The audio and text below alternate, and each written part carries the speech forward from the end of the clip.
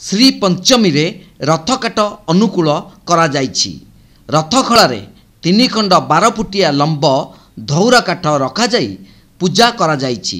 ଏହା ପରେ परंपरा अनुଯାयी अक्षय तृतीय रथ निर्माण आरंभ हेब।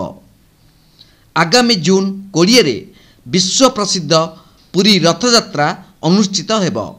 प्रतिवर्ष बसंत पंचमी तिथि रे रथकाट अनुकूल हेबा विधि रही। जानुआरी 26 गुरुवार श्रीमंदिर प्रशासनिक कार्यालय सम्मुख बड़दाण्डरे 3 खंड काठ रखा जाइथिला। देउल पुरोहित राजगुरु एवं श्रोत्रिय ब्राह्मण ताहाकु पूजार्चना करथिले। श्रीमंदिर नीति प्रशासक जितेन्द्र कुमार साहू, उन्नयन प्रशासक अजय कुमार जेना, अतिरिक्त जिलापाल प्रदीप कुमार साहू, अतिरिक्त आरक्षी अधीक्षक मिहिर कुमार पंडा उपस्थित थिले।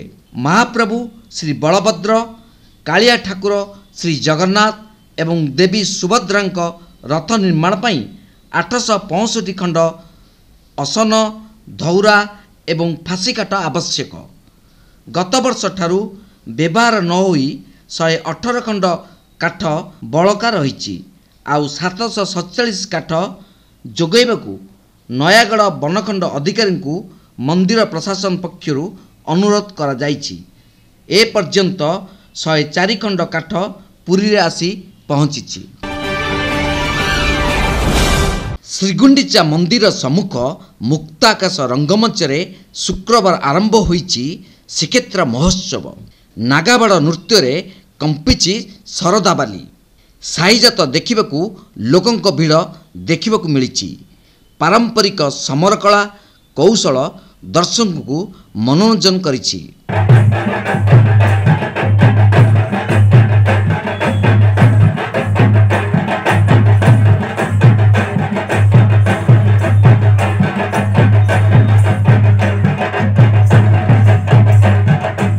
जिलापाल समर्थ वर्मा मुख्य अतिथि भाव जोगदे उत्सव उद्घाटन करी श्रीक्षेत्र प्राचीन संस्कृति परंपरा एवं ऐतिह्यर सुरक्षा पई आह्वान करिसेंती। जिला परिषद मुख्य उन्नयन अधिकारी ज्योतिशंकर महापात्र, पौर संस्था कार्यनिर्वाही अधिकारी सरोज कुमार स्वाई, ओरमास अतिरिक्त कार्यनिर्वाही अधिकारी प्रशांत कुमार दास, जिला संस्कृति अधिकारी हेमंत बेहेरा समेत विभिन्न जागा आखड़ा कर्मकर्ता मंचासीन थिले।